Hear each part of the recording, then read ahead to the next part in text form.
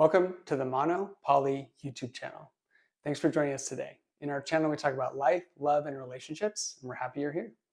All right, so again, another video where it's just me, kind of mixing it up a little bit, trying to answer some questions that we get regularly. Just a little background. I'm Nate, and my wife is Courtney. I'm monogamous, and Courtney is polyamorous, and so the Mono Poly YouTube channel. So again, glad you're here. I appreciate watching the videos. I'm trying to answer some questions for you that we get regularly on the channel that are just more for me to answer. And so trying to knock some of those out so you guys can, find out more about me and kind of where I come from and answer some of these questions that some people are a little, wonder about and kind of are easier for me to answer than for us to answer. So today I'm going to try to answer a couple of questions. So one of them is going to be, why don't you ever meet any of Courtney's partners? And what was it like meeting one of Courtney's partners? And so the reason why I'm grouping those together is that for the first kind of 2 years of our relationship, Courtney opened the relationship about 2.5 years ago. So for the first 2 years of that, I didn't meet any of Courtney's partners, whether that was just a date or someone she was in sort of a longer term, sort of other relationship with, secondary partner, other partner, however you want to describe it. And then her most recent long-term partner, I did meet. So I'll talk about sort of my hesitation and concerns for the first sort of 2 years. And then I'll describe kind of how it went when I did meet her last partner. So so initially, why? It was really hard for me, right? So we come from the view that Courtney has sort of always been polyamorous and non-monogamous, sort of it's just who she is, right? It's kind of her core of who she is. And I'm monogamous, and that's fine, right? There's no good or bad to that. But I see the world in a certain way. And, initially, and Courtney sees it differently, right? A little bit. And so initially it was really hard for me, right? So we struggled, had to do a lot of work on myself and sort of my own kind of core issues. Courtney did the same. We worked on our relationship together. But one of those things was meeting another partner. And so for me, that was really hard, right? Because as I've described in other videos, my initial concerns were that I wasn't enough, that I was failing in some way. I wasn't either enough as a partner, as a man, as a husband, as a father. And so she was trying to sort of meet that need elsewhere. I've come, of course, to know that that's not true, right? So we don't believe that you can meet every need of every partner you've ever been with. And so it's not that there was some unmet need. It's just that this is kind of who she is, right? She is polyamorous. She can love more than one person at once. And when she does, she is better, right? But for me, that was really hard, at least at first. And I would say at first, I mean the first 12 plus months. And she dated quite a few people over that time, whether that was just single dates, dinner dates, coffee dates, whether she had serious partners. And over the last kind of 2.5 years, she's had 3, maybe 4 partners where she's been dating for many months or longer. And so that was hard for me. It was that feeling that I wasn't enough. But we've grown and learned through trust of Courtney going on dates and coming home that she wants to be home. And when she does those things, she is better and we are better.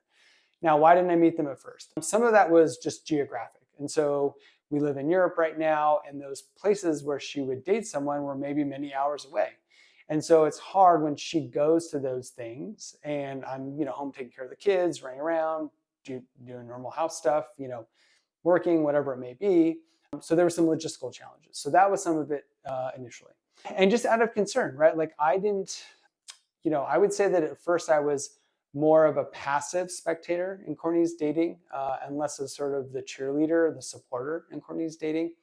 And so for the first probably 18 months or so, it was more of a passive. So I had no real desire to meet a partner. I wasn't really interested in it. Now, I have invited Courtney's partners in the past through her to things like New Year's Eve parties or other events we've done with some friends locally, but they couldn't come for whatever reason. So it's not that I didn't invite them, and it's not that I haven't briefly said hi to them when she's, on a video chat with them or whatever it is in these kind of longer term relationships, but it just never really worked out. And did I say I pushed it? Probably not. But again, I did invite them. I had Courtney encouraged to invite them.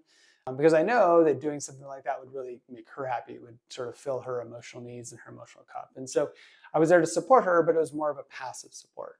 I would say over the last year, I've been more of the cheerleader for her, more of the encourager for her.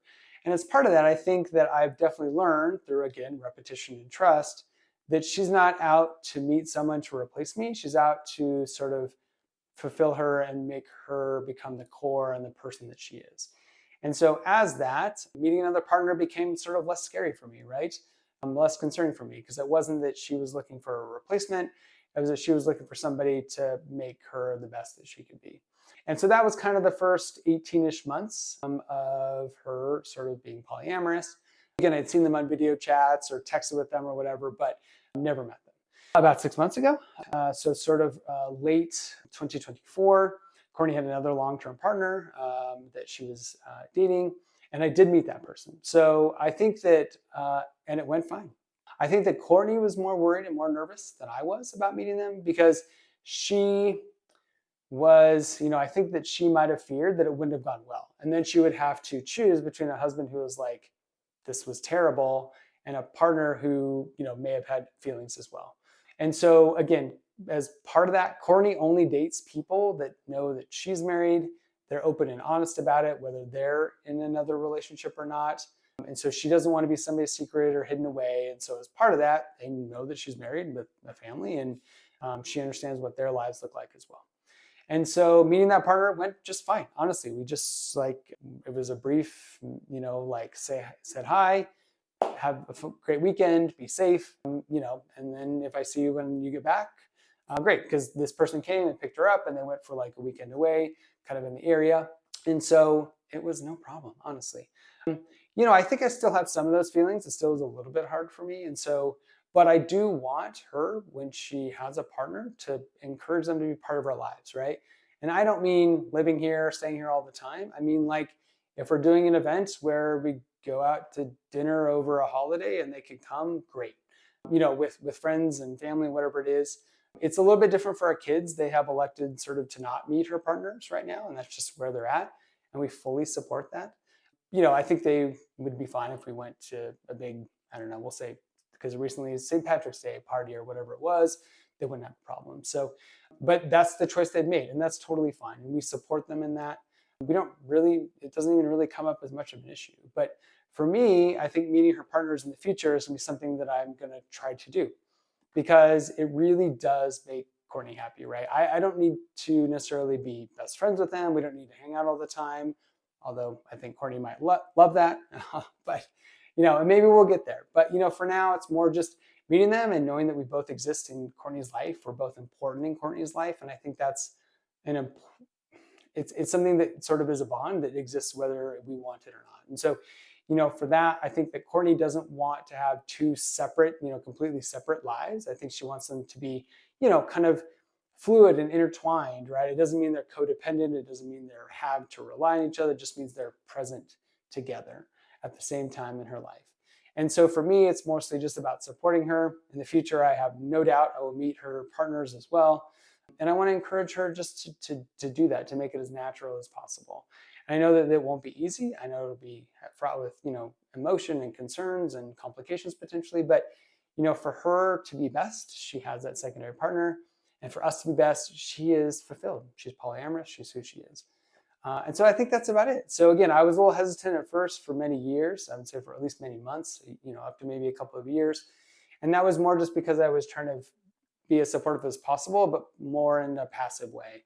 And now it's more active. I'm encouraging her to go out, to date, to have a second partner, because it makes us great. It makes her great.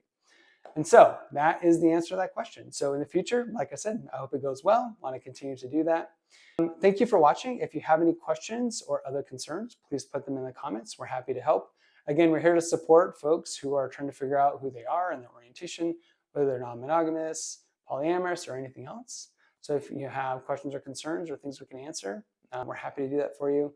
We're here to encourage, and we're here to support. So glad you could join us today. And usually we would say can't stop, won't stop, but it's just me. So I will say thank you for being here again. If you could like and subscribe, that would be awesome. We're trying to grow the channel to be there for you guys and so that you can learn more from us and our journey. Thank you again. All right. Have a good day. Bye-bye.